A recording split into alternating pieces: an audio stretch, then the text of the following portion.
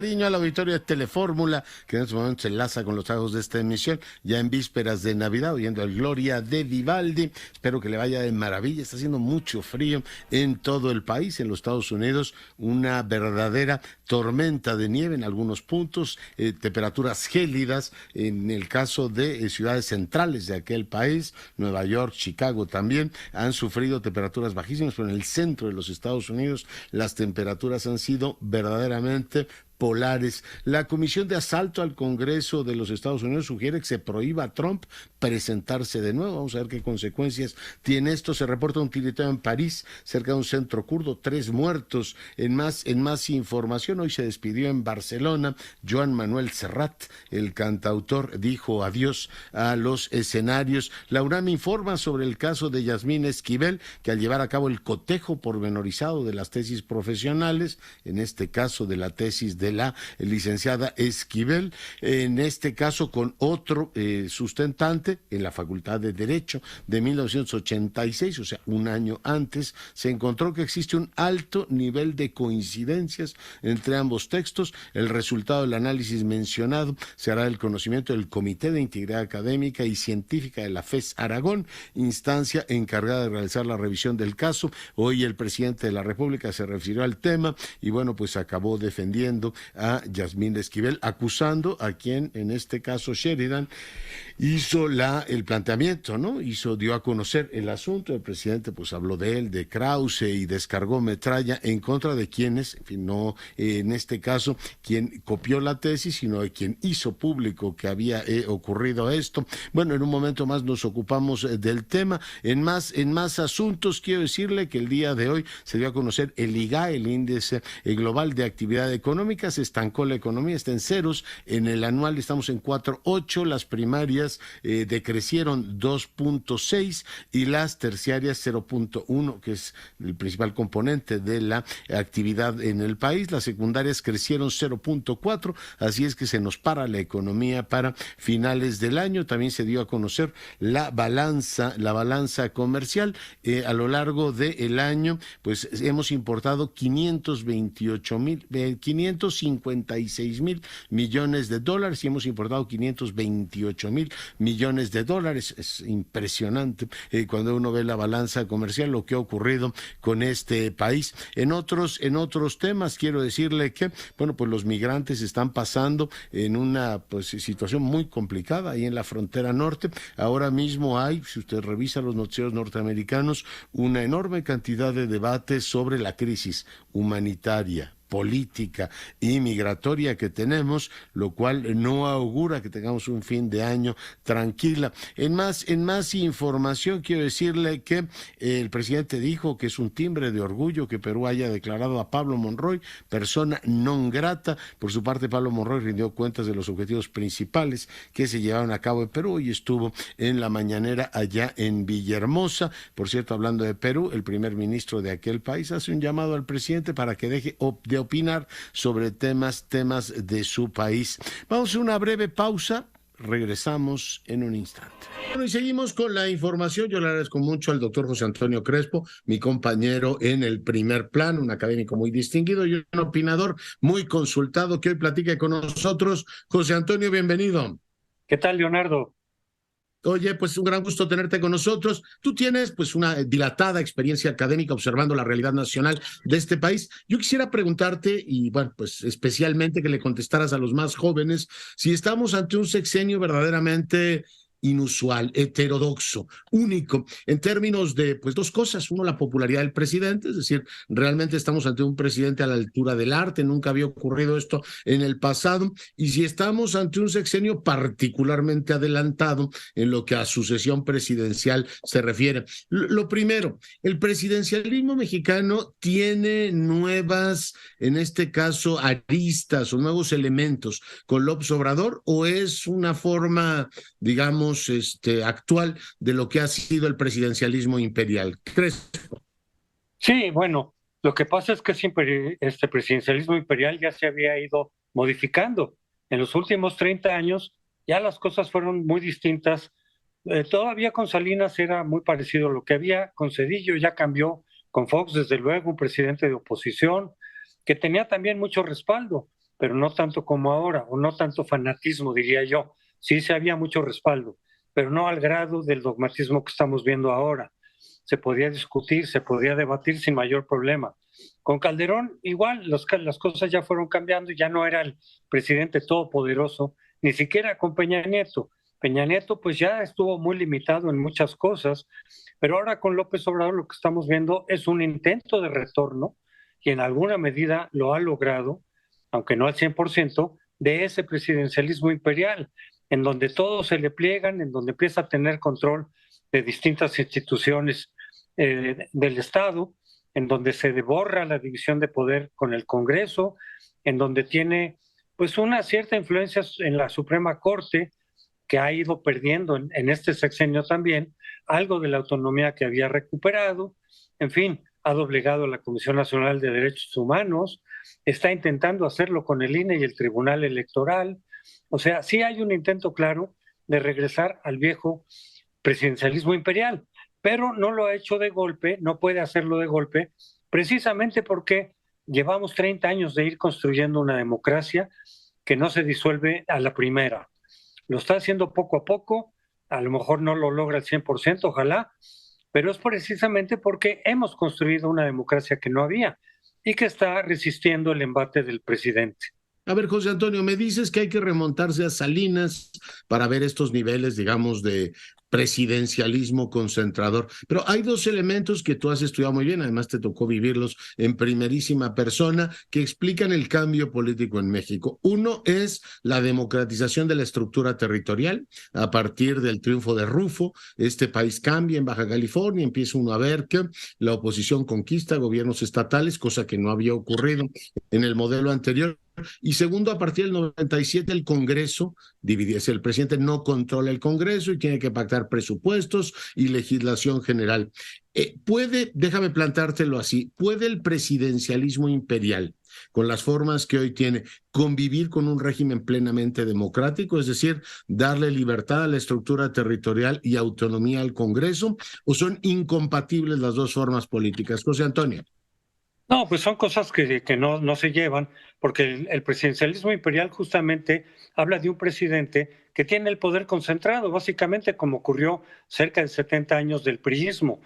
Y en cambio en la democracia de lo que se trata es de que haya un presidente acotado, que tiene que consultar, que tiene que incluso sufrir algunos cambios en sus iniciativas en el Congreso, donde lo limitan, donde la Suprema Corte puede echar abajo algunas de sus disposiciones, como ha ocurrido en los gobiernos previos. En fin, que hay instituciones autónomas que frenan el poder del Ejecutivo, que lo vigilan sobre una base de imparcialidad. Es el caso del INAI, es el caso de el desaparecido ya Instituto Nacional de Evaluación Educativa. En fin, son todas esas instituciones que limitan y acotan el poder presidencial. Y eso es compatible con la democracia, lo anterior no. Quien a mí me parece que dio los pasos decisivos para la democracia fue Ernesto Zedillo. Salinas avanzó en algunas cosas, pero todavía muy controlado. Pero con Zedillo él sí dijo, aquí ya tiene que abrirse el sistema de par en par o nos va a llevar a una situación política de inestabilidad. Y él es el que dio el paso precisamente, se perdió la capital en manos del PRD en 97, se perdió, como lo señalas, la mayoría absoluta, con lo cual ya se generó una auténtica división de poder con el Congreso. Te detengo ahí un momento porque tiene que ver con las discusiones de este año. Uno, o sea, cuando dices tú, Zedillo, abre de par en par el asunto, el elemento fundamental que explica este cambio es que el dinero del gobierno, es decir, los recursos públicos se dejan de utilizar masivamente para hacer campaña. Aparece ese año el modelo de financiamiento público. Yo creo que Zedillo le dijo al PRI, aquí está todo este dinero, yo ya no te puedo estar financiando desde el gobierno, y ahora estaríamos regresando un poco a este modelo con las discusiones electorales, de que tienes un gobierno involucrado directamente en el proceso electoral. José Antonio. Sí, totalmente. Y esa es la intención de las reformas electorales de López Obrador.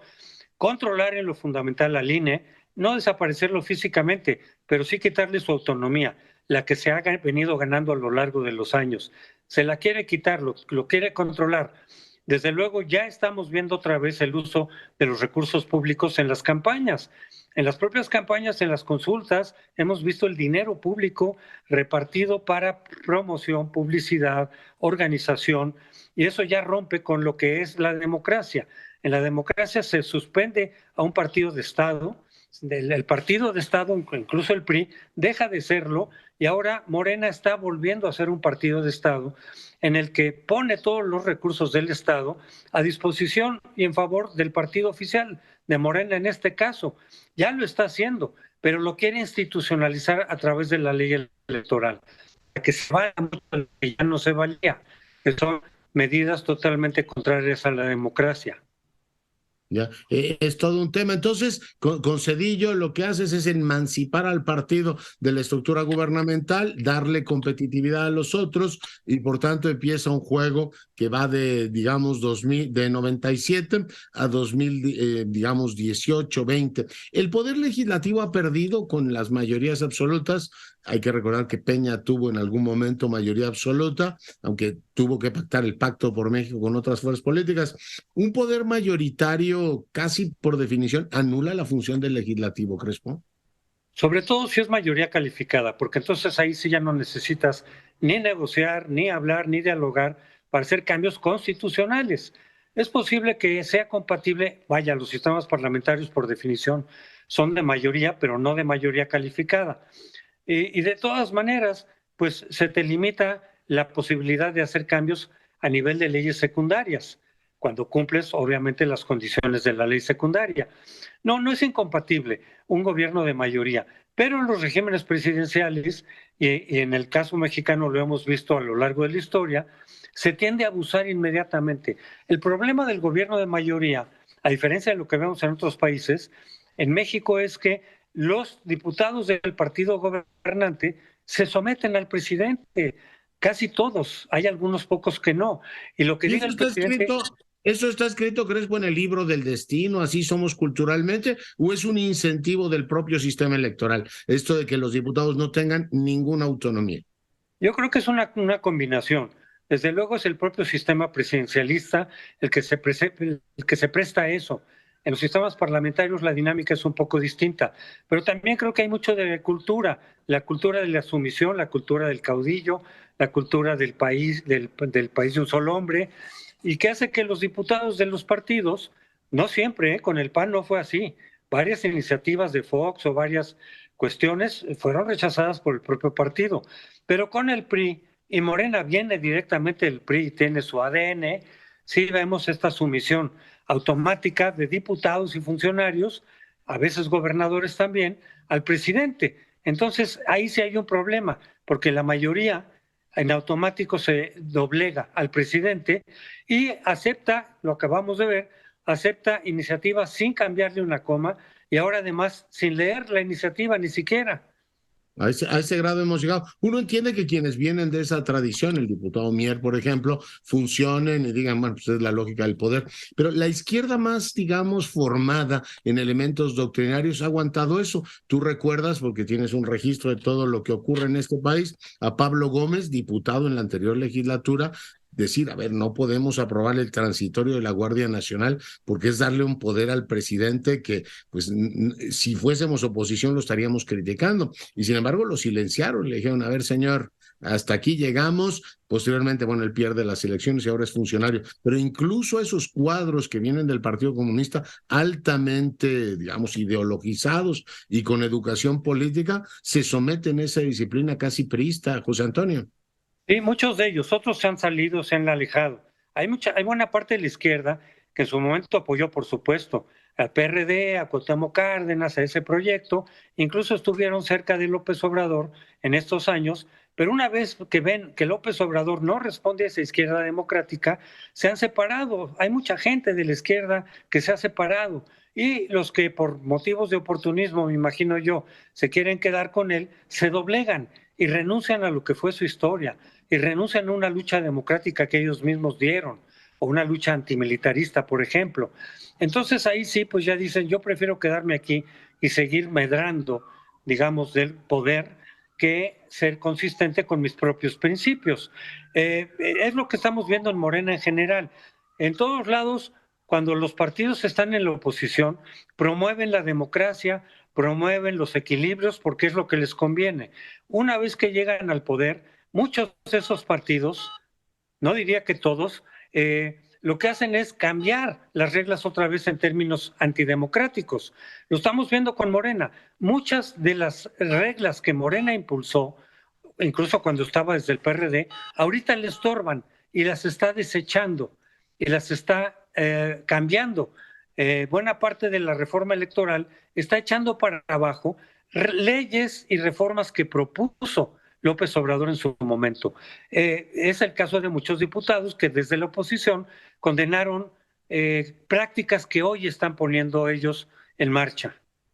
¿Ya? Hace unos meses vi una entrevista que le hacían a Rafael Correa, quien fue presidente del Ecuador, y bueno, pues decía él, los movimientos mayoritarios, esto de transformación, deben mantener dentro de sus estructuras gente que conserve la honestidad intelectual y le diga al presidente, oiga, esto de acercarnos tanto a los militares va en contra de nuestra esencia, o de pronto utilizar recursos públicos masivamente en las campañas va en contra de todo lo que hemos defendido. Preguntarte sobre la cultura política este año, cómo ha venido, bueno, todos estos años, cómo ha venido cambiando. Al presidente le gusta mucho decir que hay un despertar de las conciencias, que lo que ha cambiado en este caso, en este país, es precisamente que los ciudadanos están altamente politizados. Hay otros que tienen la visión de que hay como una especie de narcotización de la sociedad, como de estado cataléptico, es decir, a ver, el espíritu crítico lo vamos a jubilar un ratito porque se están jugando muchas cosas. ¿Tú la modificación de la cultura política del país, cómo la ves, José Antonio?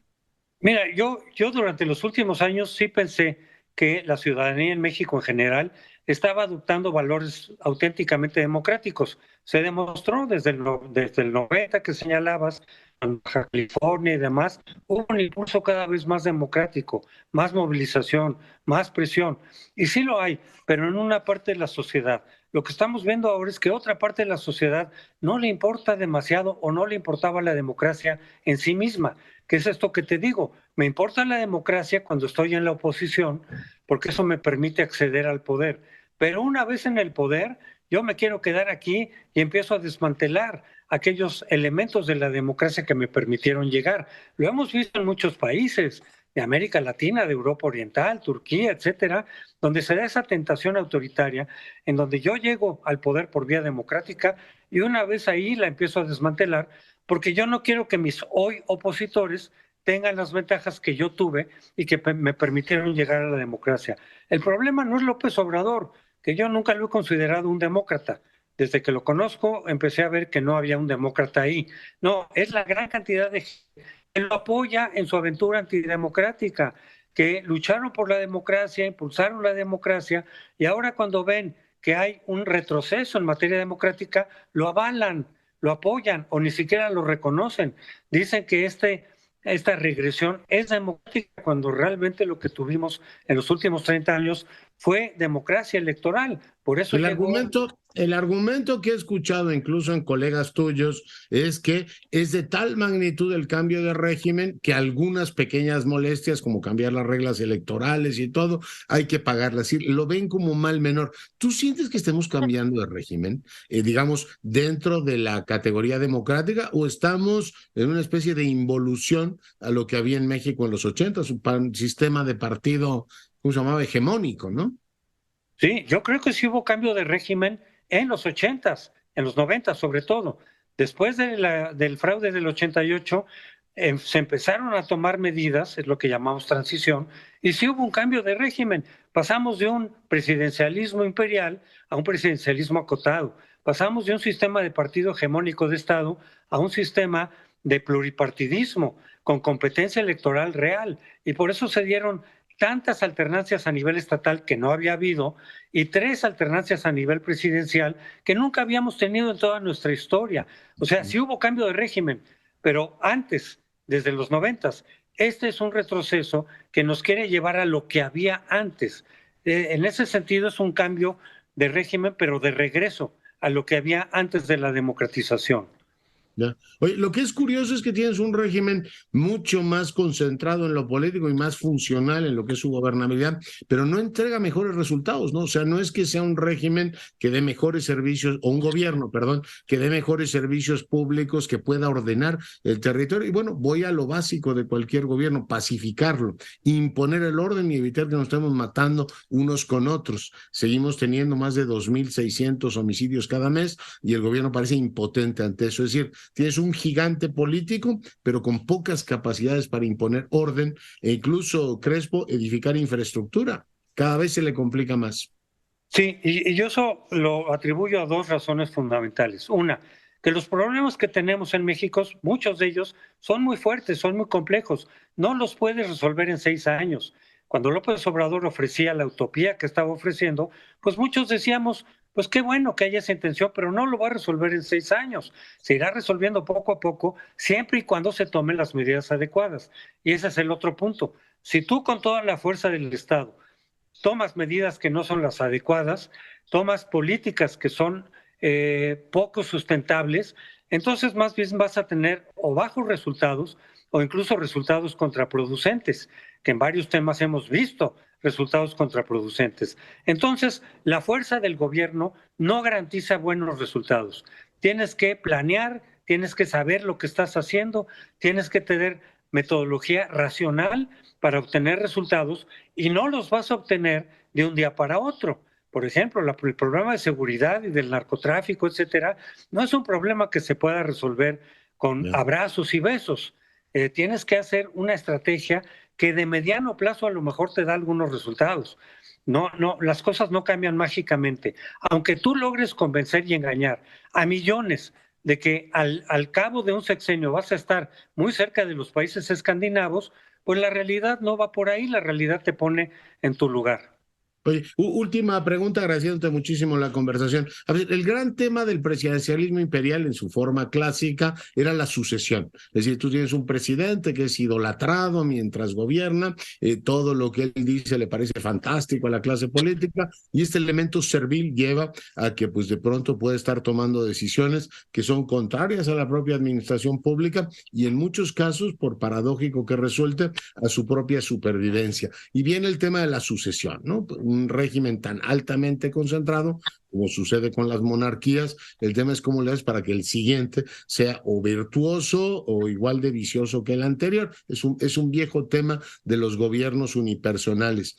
¿Tú en este caso no ves un riesgo en este tema? Es decir, un régimen tan extraordinariamente centralizado en un hombre, que tiene 4 o 5 ideas generales de cómo administrar el país, primero los pobres, todas las que hemos conocido, ¿no tiene su punto más débil en el asunto de la sucesión? Es decir, no es heredable la dominación carismática y no se han generado las estructuras institucionales, tanto para que Morena como la sucesión, en caso de que ganaran la presidencia nuevamente, permitiera una continuidad de lo que hoy se tiene como política gubernamental. José Antonio. Sí, yo sí creo que hay cambios, algunos cambios, el hecho mismo de que se haya adelantado la sucesión desde el partido oficial, que eso no ocurría, siempre se dejaba hasta el final, incluso con el PAN, se dejaba hasta el final, se quedó hasta el final destapar quiénes podían ser los precandidatos. Ahora se adelantó y se adelantó mucho, porque en un cálculo racional López Obrador consideró que eso podía ganarle terreno, y creo que con razón, a la oposición. Lo que no cambia es el uso de los recursos públicos, bueno, más bien es un regreso a cuando el partido era hegemónico, ya había cambiado en buena parte eso, es un regreso a tener un partido de Estado que utiliza los recursos públicos y también un regreso al dedazo. El dedazo también ya había quedado más o menos atrás en nuestra historia y ahora se recupera, porque se necesita, creo yo, ser muy ingenuo para pensar que de verdad son las encuestas genuinas, libremente recogidas de la ciudadanía, las que van a determinar al candidato oficial. La encuesta se va a adecuar a la decisión que tome López Obrador, que a su vez considerará varias variables, muchas condiciones, pero en eso sí hay un retorno. Lo nuevo es la sucesión adelantada dentro del partido oficial. Y la continuidad, pues ya lo veremos, porque ahí sí tenemos también una tradición en la cual los nuevos presidentes, aunque hayan prometido la plena continuidad del gobierno anterior, ya después de cierto tiempo se empiezan a separar. Vamos a ver qué sucede. El principio básico de la monarquía es muerto el rey, viva el rey, ¿no? Y el principio básico del presidencialismo imperial es tú también, Pepe, ¿no? Es decir, el tema este de que pues yo tengo para existir que borrar todas las imágenes y todo el culto al presidente anterior. El guión lo exige, José Antonio. Es probable que eso ocurra también, incluso si gana Morena, pero creo que por eso la preferencia de López Obrador, lo que todo el mundo estamos viendo, es Claudia Sheinbaum, porque yo creo que Claudia seguiría dentro de lo posible, en mayor medida, justamente la política de López Obrador, sin hacerle muchos cambios, más que los que fueran inevitables. En cambio, con nosotros, sobre todo Marcelo o Monreal, que bueno, ya no está en la jugada, pero precisamente por eso no está en la jugada, porque ellos sí, desde luego que cambiarían o podrían cambiar muchas cosas de este gobierno.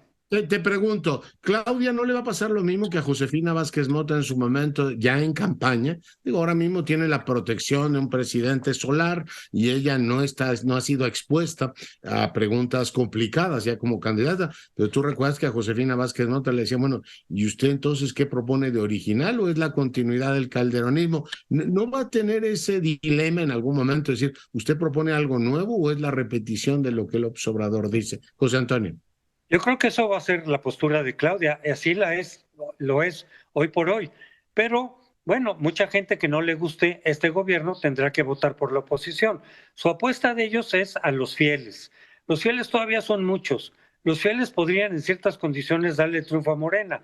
Si a los fieles tú les dices, hay la continuidad, es el mismo proyecto de López Obrador que él me está heredando, pues entonces votan por ese proyecto, porque creen firmemente en ese proyecto. Entonces yo creo que el discurso de Claudia va a ser ese, apostando a que con la base dura de Morena, con algunas otras clientelas y demás, pueden ganarle. Y efectivamente pueden ganarle, aunque yo no creo que esté garantizado. Depende de lo que haga la oposición. El laboratorio será el Estado de México, ¿no? Si gana Delfina, el presidente podrá decir, oiga, gana la que yo diga, es decir, con los fieles y un poquito alguna ayudadita más, mi querido José Antonio. Es decir, ese va a ser el laboratorio en este caso. Tradicionalmente el Estado de México no era un revelador de cómo se votaba en la presidencial, pero en este caso podría ser un buen elemento para el presidente decir, a quien ponga gana. Sí, desde luego que nos va a despejar muchas incógnitas el Estado de México y va a marcar un rumbo. Desde luego que no será determinante, pero sí puede ser muy probable. Pero mira, una diferencia con Josefina Vázquez brutal es que ella no era la candidata de Calderón. Calderón la abandonó. Si ahorita sale Claudia, es porque López Obrador la va a querer ahí y le va a dar todo su apoyo, como hasta ahorita se lo ha dado. Eso es una ventaja para Claudia en relación con lo que pasó con Josefina. Sí, claro, que tenía que hacer eso. Pues José Antonio, un placer tenerte con nosotros. Te mando un gran abrazo. Feliz Navidad. Igualmente, Leonardo, que te vaya bien. Gracias. Vamos a una brevísima pausa, regresamos en un instante. Bueno, y seguimos con la información. Muy comentado el discurso del Papa Francisco ante la curia en días pasados. Un momento más vamos a ir con Óscar Aguilar para que nos ayude a contextualizarlo. Pero antes quiero que escuche un fragmento de las palabras de su santidad en sesión pues solemne allá en el Vaticano. Parte de lo que dijo el Papa fue esto. Ma se dovessimo esprimere tutto il mistero del Natale in una parola, creo que la palabra humildad. Pero si tuviéramos que expresar todo el misterio de la Navidad en una palabra, pienso que la palabra humildad es la que más nos podría ayudar. Los evangelios nos hablan de un entorno pobre, sobrio, inapropiado para acoger a una mujer que está por dar a luz. Sin embargo, el Rey de Reyes no viene al mundo llamando la atención. La historia de Naamán nos recuerda que la Navidad es el tiempo en el que cada uno ha de tener la valentía de quitarse la propia armadura, de desprenderse de los ropajes del propio papel, del reconocimiento social, del brillo de la gloria de ese mundo y asumir su misma humildad. Podemos hacerlo a partir de un ejemplo más fuerte, más convincente de autoridad. El Hijo de Dios que se sustrajo a la humildad de descender a la historia haciéndose hombre, haciéndose niño, frágil, envuelto en pañales y acostado en un pesebre. todos despojados de nuestros ropajes, prerrogativas, cargos y títulos. Somos leprosos necesitados de curación. Somos leprosos también nosotros. La Navidad es la memoria viva de esta certeza y es importante entenderlo. Queridos hermanos y hermanas, si olvidamos nuestra humanidad, vivimos solo de los honores de nuestras armaduras. Pero Jesús nos recuerda una verdad incómoda y desconcertante. ¿De qué le sirve a uno ganar el mundo entero si se pierde a sí mismo?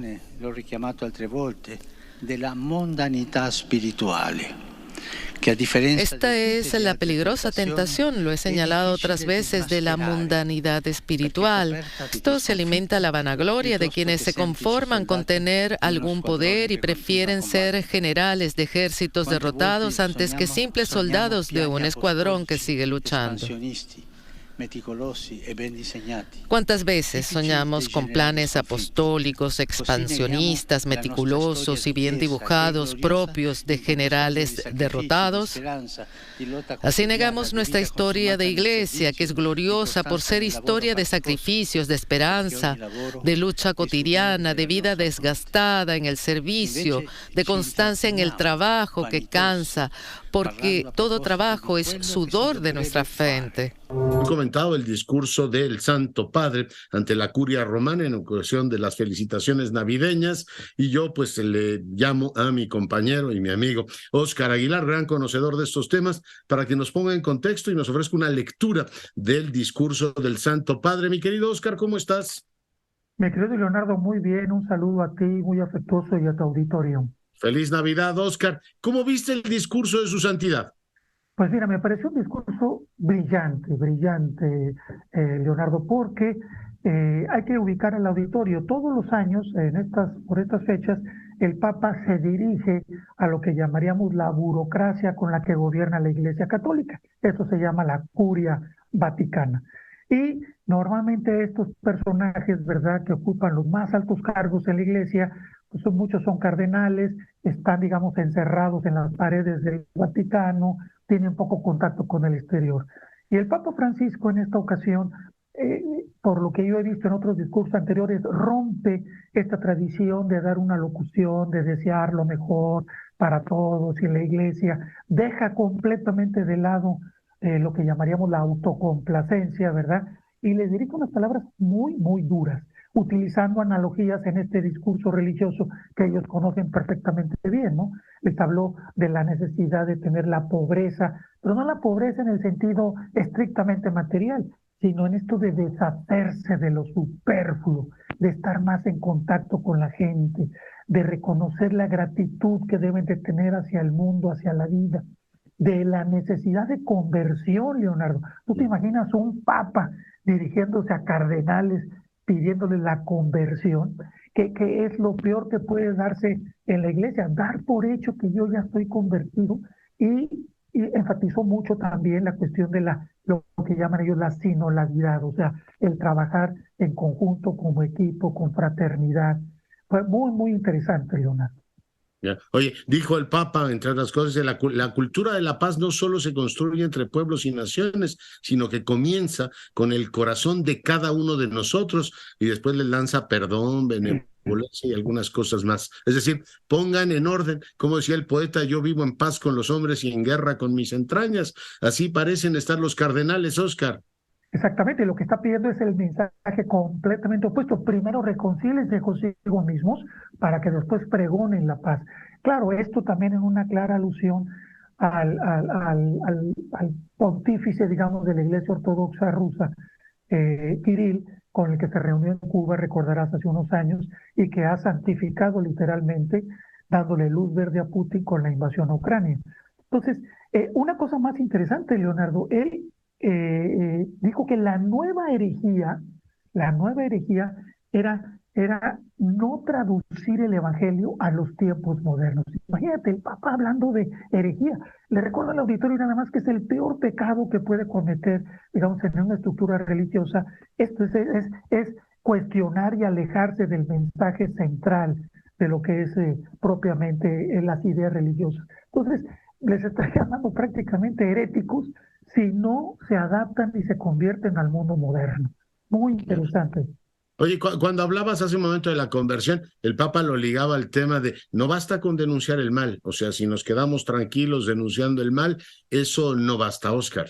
Le llamó él, también en otro concepto muy interesante, no cabe duda que Ignacio de Loyola está aquí reviviendo en el discurso del Papa Francisco, le llamó mundanidad espiritual. Es decir, incluso también se refirió con el habriaqueísmo, habría que hacer, habría que decir, habría que, pero no actuar. Entonces, el Papa está poniendo el dedo en la llaga, diciendo, señores, ustedes se sienten muy seguros bajo estas paredes, pero son los más inseguros, ¿no?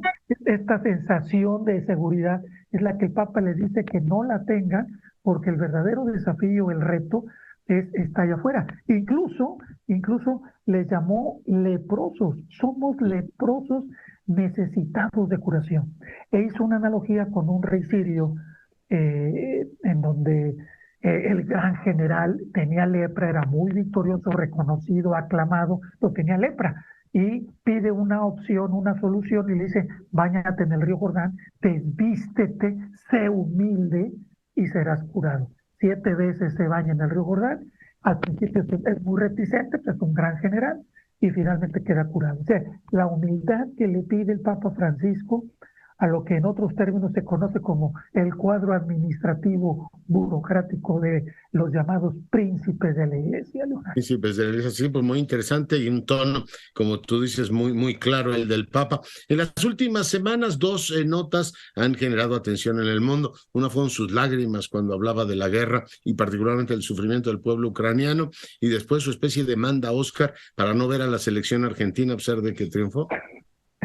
Bueno, ahí sí, si yo fuera argentino o si nosotros tratamos de ponernos en esa posición, lo comprendo perfectamente. Yo mismo he sido presa de esta pasión irracional, ¿verdad? Cuando uno está enfrente de estas situaciones. Y bueno, pues ya ahorita tienen al Dios del fútbol y al... Pero ¿por qué ve la tele, Papa, triunfar a su selección? O sea, ¿qué clase de sacrificio es ese? Yo creo que en el fondo, y sin ánimo de ser herético ni cuestionar al Santo Padre, de hecho, bueno, yo soy argentino, le voy al San Lorenzo de Almagro, veo a mi país a punto de ser campeón mundial, no me voy a sentir con el pecado de la soberbia, que es el otro gran pecado que le denunció, por cierto, a los cardenales en esta alocución, Leonardo. Oye, y la otra, la guerra de Ucrania le puede mucho, Oscar.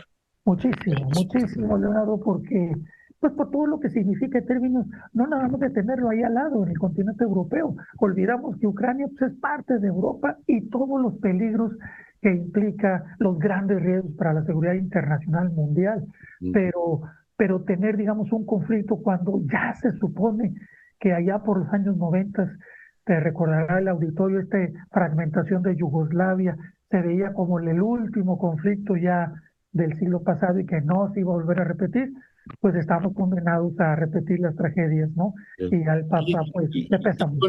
Conecto los 2 extremos de nuestra conversación, que te agradezco mucho.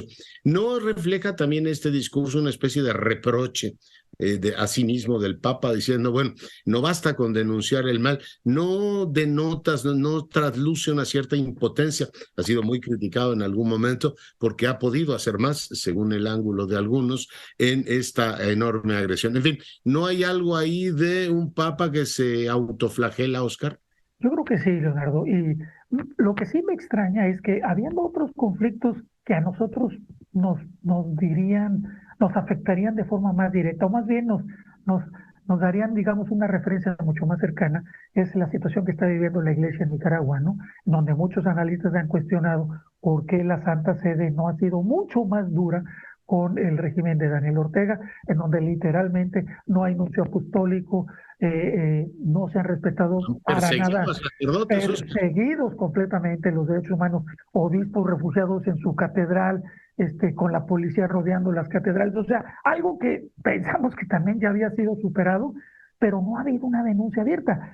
La explicación tradicional que se hace en estos casos es que la Iglesia a veces prefiere moderarse o callarse para no exacerbar y polarizar más los conflictos. Pero eso personalmente también lo encuentro un poco difícil. Fue la lógica de Pío XII frente al nazismo en Alemania, de no tratar de hacer que se enoje más el Führer, porque entonces pudiera ser peor el resultado, la consecuencia de esa denuncia. Otros optan por la vía contraria, es decir, si vamos un Juan Pablo II, que sería el referente. Nicaragua mismo, ¿no? Como castigo, de manera ¿no? directa. Recordarás aquella imagen de Ernesto Cardenal hincado y el otro con el dedito así regañándolo. Pero bueno, son estilos, son las sensibilidades. Recordemos también, Leonardo, que si alguna fuente de inteligencia y de información hay en alguna institución del mundo es en la Iglesia. Entonces, quizá la ponderación que haya hecho en relación al conflicto de Ucrania con Putin, capaz que lo regaño, exacerbo el conflicto, se vuelve aquel más loco de lo que ya está, y la situación se pone peor, ¿no? Más aún con lo último que vimos hace 2 días con Zelensky en el Congreso gringo pidiendo armas, en fin, el Papa debe estar sumamente angustiado. Pues un dato que sí te doy nada más porque me parecería muy interesante, Leonardo, es que la herencia que puede dejar el Papa Francisco, que a mí me preocupaba hace 9 años, que fue cuando fue electo, y a manera, digamos, de prospectiva, es el 63% de los cardenales actuales ya los designó el Papa Francisco. Esto quiere decir que en un eventual cónclave ya tendría mayoría para la sucesión del pontificado. Es un dato nada más para que quede con referencia de lo que podría pasar. Todavía siga contrarreloj. Un dato del gran observador de la política que eres. Mi querido Oscar, te agradezco muchísimo que hayas estado esta noche con nosotros. Reitero, feliz Navidad. Igualmente, un saludo a ti, a tu auditorio, y que la pasen muy bien. En la última conferencia matutina del presidente, por cierto, ahí en su tierra, dijo, donde se desborda la pasión, y vive Dios que hoy se desbordó la pasión, allá en precisamente Villahermosa, el jefe del Estado hizo una defensa sentidísima de Yasmín Esquivel. A todo mundo nos gustaría tener un amigo como el presidente, que aún cuando en este caso, sorprenden en una grave falta. Claramente la ministra no ha podido explicar el misterioso caso de las 2 tesis que en este caso amparan o amparan su grado. El presidente hizo una defensa pero emocionada, apasionada de su muy cercana ministra de la Suprema Corte. Usted al final dijo, no, que sean las autoridades las que decidan, pero bueno, no explicó lo que en algún momento dijo que podría ser un error de juventud.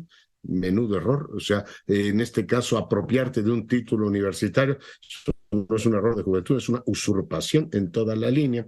En este caso pues, sería la licenciada legítima, ¿no? Siguiendo con los rituales de la 4T, no gano por las buenas, pero me declaro legítimo.